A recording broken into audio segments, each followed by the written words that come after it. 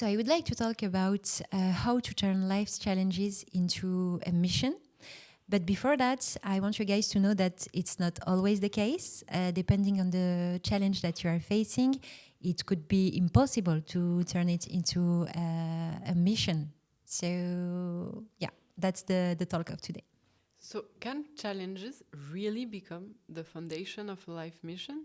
Challenges can become the foundations of a life's mission.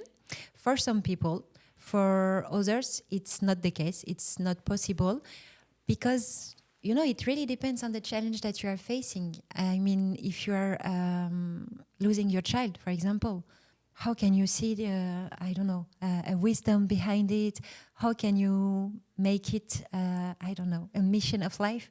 I mean, still, it might be possible, but I would totally understand that you won't be able to do so. Talking about my own experience, when I first created Soul Care, it was my mission was to provide retreats for women in order for them to just unwind and meet women from around the world so they can connect to them and build unique relationships. And I recently went through a series of challenges, and I felt that I wasn't aligned with the mission of Soul Care. So I decided to rebuild it in order to make it my mission from the bottom of my heart to help women to heal from emotional exhaustion. So I turned my pain into something greater, into a life's mission. So it's impactful and it gives meaning, you know. But how did you do that? It takes time. I mean, I made space to heal. And while I was healing, I realized that I wasn't aligned with Soul Care, that I wanted to do more because I felt so hurt, so sad, and so alone, even if I was surrounded by amazing people. I told myself, okay, I want to help women. I don't want any woman, to feel alone. I want them to know that I'm here for them, that I feel them, and that I can help them. I'm this person that you can, call, that you can hold on. So this is how I rebuilt Soul Care. But don't get me wrong, it was very difficult because I was in pain, I was hurt, barely able to focus. I mean, I was able to work around 2 hours per day, that's it. So it was difficult, and the hardest thing was to be confident, be confident and feel that you can do it, you can do it. So yeah, but I'm glad, I'm happy, and I'm proud of me because I made it. So if I did, you can also. Is it possible to create from pain? Yes, it's possible, but it depends on how emotionally involved you are. It really depends on this, because if you are able to take a step back, then you can understand the meaning behind the challenge you are going through.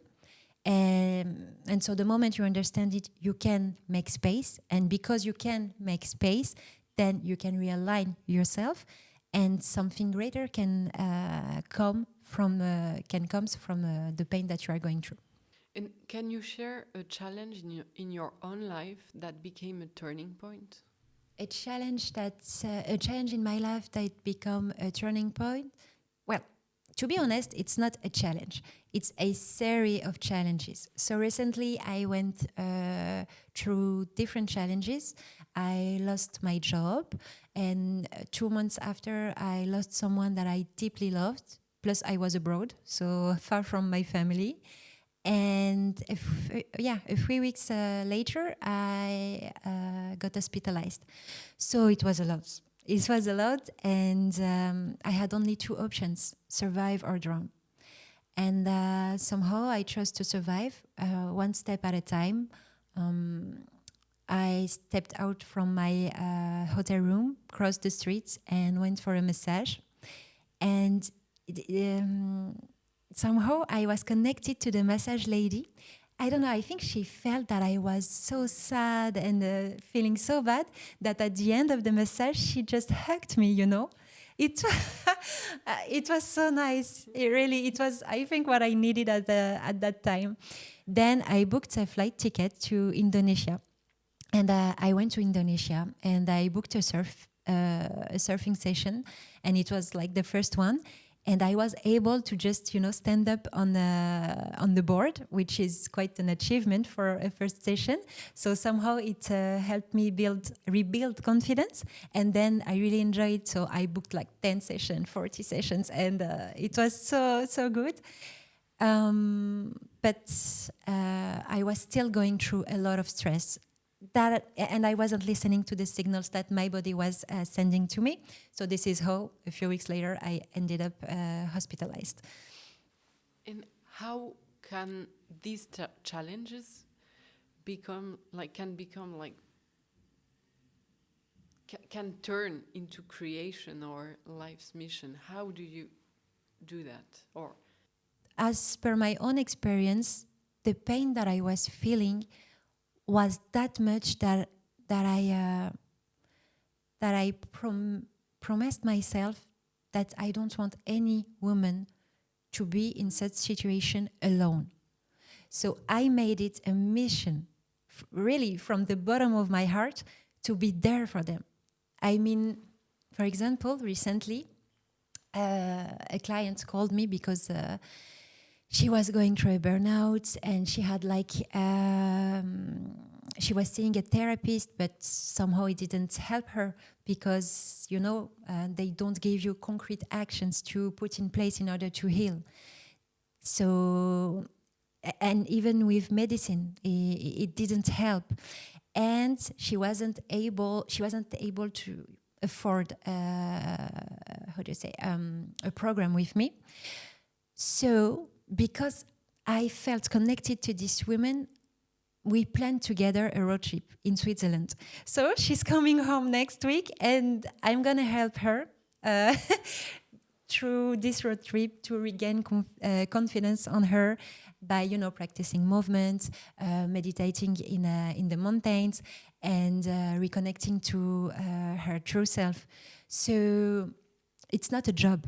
It's not a career path. It's really a mission. And why do some people get stuck in their struggles while others rise? I think it's some people, they just embrace. Some people, they just embrace their challenges. And others, they don't have this ability to embrace them, and it's easier to get stuck. I mean, you are stepping out of your comfort zone when you choose to heal. And it's not easy for everyone to do so. Plus, spirituality, I think, plays a huge role here.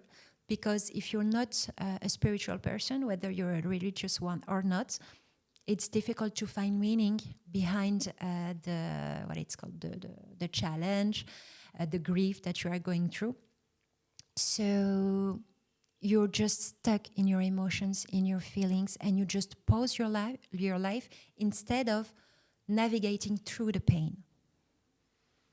But how do you stop seeing yourself as a victim of life?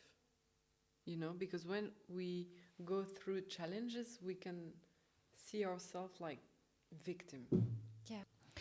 When you start accepting the situation, when you set a clear intention to heal, when you stop being hard to yourself, when you accept those emotions like shame, guilt, feeling weak, not confident, this is the first step. Then one tiny action at a time. I mean, you have to take this tiny action, this first tiny action, to start healing. And this is the moment where you stop seeing yourself as a victim. How do you know when your challenge has truly transformed into a mission? Well, how do you know that a challenge has truly transformed into a mission? Well, when all the pain that you are going through, you are able to transform it into something positive. Either it's making you, a greater person, a more compassionate person, a more resilient person, a more kinder person. Or it could be professional. I mean, I don't know. You've been working for 10 years, doing the same job at the same company, but you're not aligned. There's no purpose on it.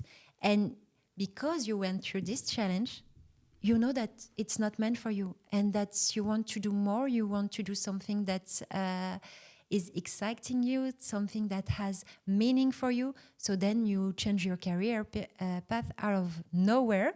But it turns out that you then are aligned with yourself. And yeah, I think this is how you know.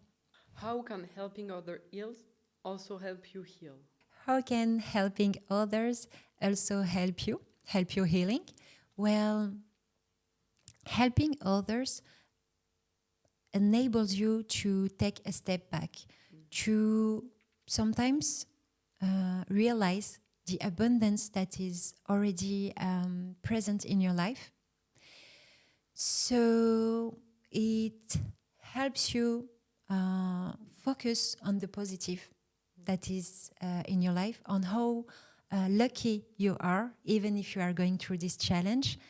And it allows you to become a greater person. Purpose is born the moment pain meets meaning.